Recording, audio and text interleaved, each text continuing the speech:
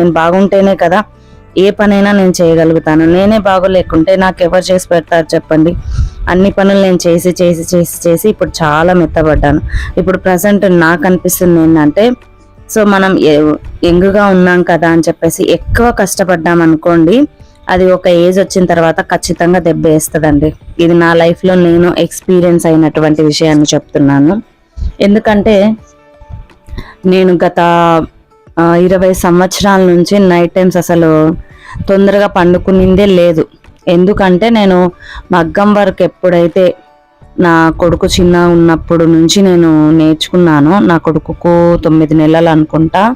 So అప్పటి నుంచి నేను ఎప్పుడైతే నేర్చుకున్నప్పటి నుంచి నైట్ టైమ్స్ ఎవరి డిస్టర్బెన్స్ ఉండదు కదా అని చెప్పేసి మేల్కొని వర్కులు చేసుకుంటూ అట్లా చేసేదాన్ని అనమాట. అట్లా చేయటం వల్ల ఏమైందంటే అసలు ఇంకా నైట్ అంతానేమో వర్క్ చేస్తుంటే 1, 2